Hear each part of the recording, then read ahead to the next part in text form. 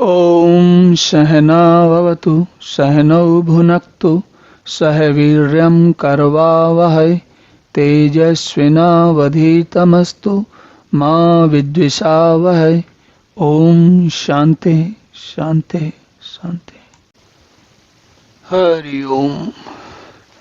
तो अब भगवान आगे कहते हैं, अधः च ऊर्ध्वं पृच्छताः तस्य शाखाः गुण प्रबद्धा विषय प्रवालः अधः च मूलानि अनुसंततानि कर्मानुबंधीनि मनुष्य लोके। तो कहते हैं कि इस जो संसार, ये संसार वृक्ष है, जो ऊर्ध्व दिशा में मूल वाला वृक्ष है, ये संसार वृक्ष, उसकी तीनों गुणों रूप जल के द्वारा बढ़ी हुई एवं विषय भोग रूप कोपलों वाली देव मनुष्य तिर्यक आदि योनि रूप शाखाएं नीचे और ऊपर सर्वत्र फैली हुई हैं तथा मनुष्य लोकों में कर्मों के अनुसार बांधने वाली अहंता ममता और वासना रूपी जड़ें भी नीचे और ऊपर लोकों में व्याप्त हो रही हैं। तो जैसा हमने पिछले श्लोक में देखा था कि भगवान जो है, पिछले अध्याय में त्रिगुण तीनों गुणों की बात हुई थी और अब भगवान क्या बता रहे हैं कि जो ये जगत कैसे बना है उसके बारे में बता रहे हैं। कहते हैं कि जो वृक्ष है, शाखाएं कोपलें, उसकी जो टहनियां हैं वो सब तो हैं ही, उसके अतिरिक्त जल के द्वारा कौन सी जो वृक्ष की क्या शाखा है, उन शाखाओं में क्या है।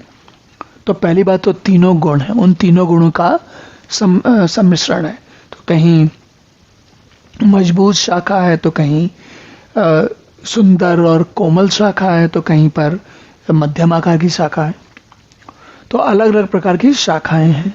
उन शाखाओं में देव मनुष्य और तिर्यक, मतलब जो और योनियां हैं जैसे कि पशु इत्यादि, और वो क्या है, इस सारे के सारे अलग अलग प्रकार से फैले हुए हैं। तो जैसे वृक्ष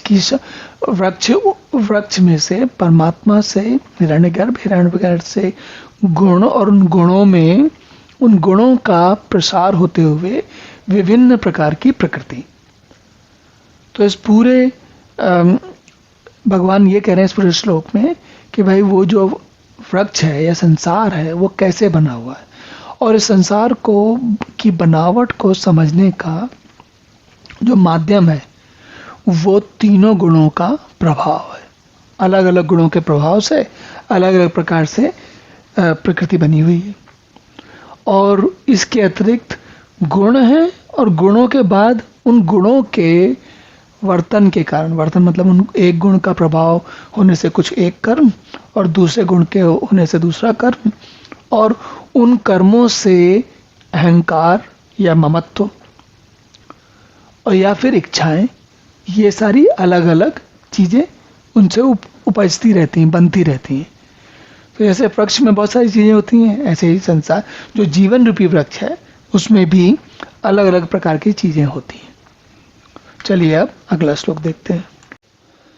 ओम पूर्णमदः पूर्णमिदं पूर्णात् पूर्णमुदच्यते पूर्णस्य पूर्णमादाय पूर्णमेवावशिष्यते। ओम शांति शांति शांति।